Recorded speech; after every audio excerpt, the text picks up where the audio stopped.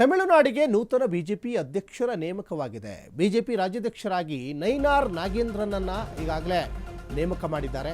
ನಾಗೇಂದ್ರನ್ ಹೆಸರು ಘೋಷಣೆಯನ್ನ ಕೇಂದ್ರ ಗೃಹ ಸಚಿವ ಅಮಿತ್ ಶಾ ಮಾಡಿದ್ದಾರೆ.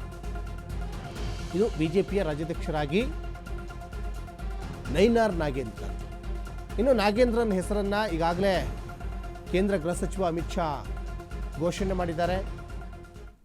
ಒಂದಿಷ್ಟು ತಮಿಳುನಾಡಲ್ಲಿ ಬಿಜೆಪಿಯ ಒಂದು ಪರ್ವವನ್ನು ಪ್ರಾರಂಭ ಮಾಡಬೇಕು ಅಂತ. ಯಾಕಂದರೆ ಈ ಸೌತ್ ಭಾಗದಲ್ಲಿ ಅಂದರೆ ದಕ್ಷಿಣ ಭಾರತದಲ್ಲಿ ಬಿಜೆಪಿಯ ಪ್ರಾಬಲ್ಯ ಬಹಳಷ್ಟು ಕಡಿಮೆ ಇದೆ.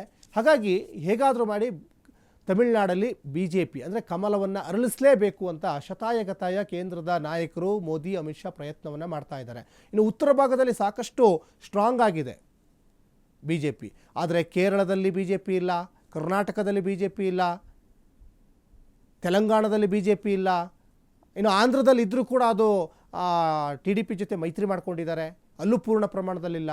ತಮಿಳುನಾಡಲ್ಲಂತೂ ಇಲ್ಲವೇ ಇಲ್ಲ. ಹಾಗಾಗಿ ಏನಾದರೂ ಬದಲಾವಣೆ ಮಾಡಲೇಬೇಕು, ಈ ಸಲ ಕಮಲ ಅರಳಿಸಲೇಬೇಕು ಅಂತ ಇಲ್ಲಿ ಅಣ್ಣಾಮಲೈ ಅಧ್ಯಕ್ಷರಾಗಿದ್ದರು, ಅವ್ರನ್ನ ಈಗ ಚೇಂಜ್ ಮಾಡಿ ಈಗ ನಾಗೇಂದ್ರನ್ನ ಆಯ್ಕೆ ಮಾಡಿದ್ದಾರೆ. ಮುಂದೇನಾಗುತ್ತೆ, ಏನಾದರೂ ಬದಲಾವಣೆಯ ಪರ್ವ ಏನಾದರೂ ಬರುತ್ತಾ ಅನ್ನೋದು ಕೂಡ ಕಾದು ನೋಡಬೇಕಾಗಿದೆ.